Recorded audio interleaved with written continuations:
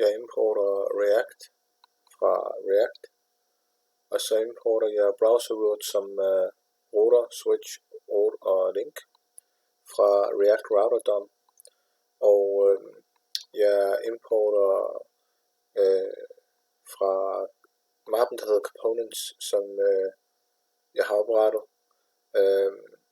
og så folder, der hedder Kandidater, som jeg også har oprettet, og jeg importer candidates derfra, og jeg importer parties fra folder, der hedder components, og så ind i den, så den folder, der hedder parties,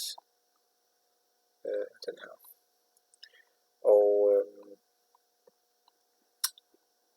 det her, det er til navigationen, til linksene på siden, og det her, det er så ruten.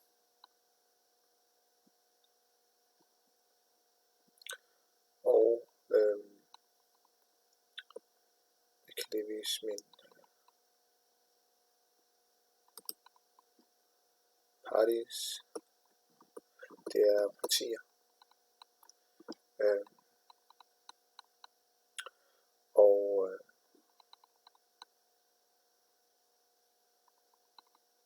jeg importer React, hooks fra React, og så importer jeg fetch parties fra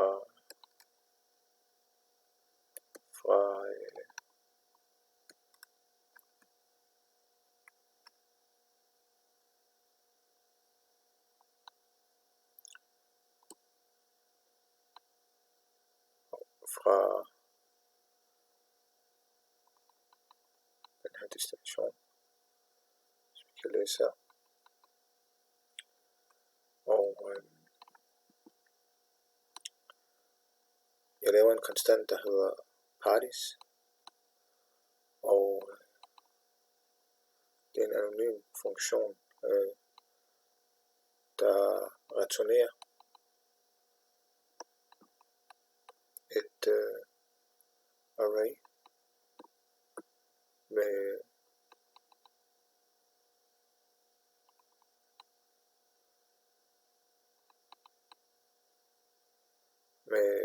parties,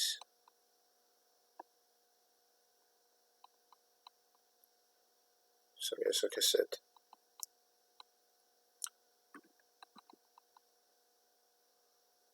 Og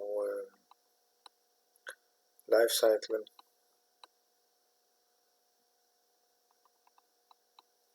er en anonym funktion, der returnerer fetch parties, og så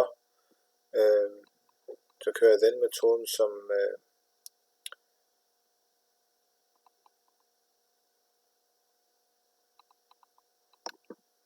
som tager en response og returnerer set parties, hvor den bruger response.data som argument.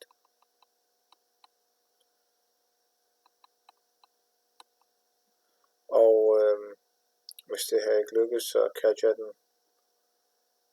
en error, der returnerer console log error.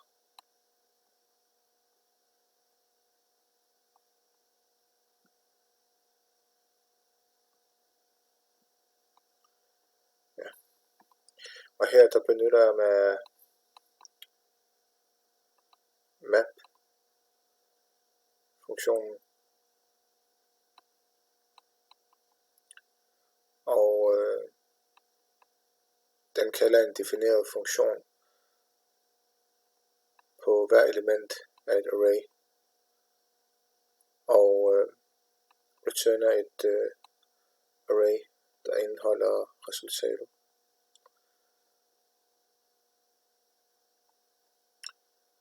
Og her der vil jeg gerne, jeg bruger map her, så jeg får lavet det her array med partierne, og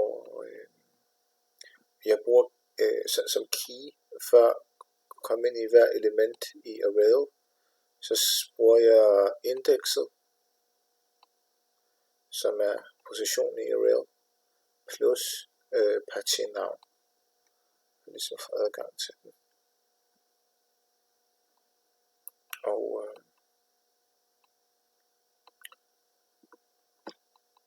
ja, og jeg har gjort det samme med kandidaterne.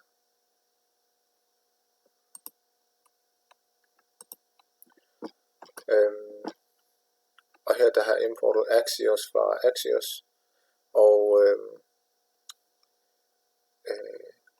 den URL, altså det er API'et, linket til API'et, som jeg bruger. Det er derfra jeg får dataen. Og jeg eksporter så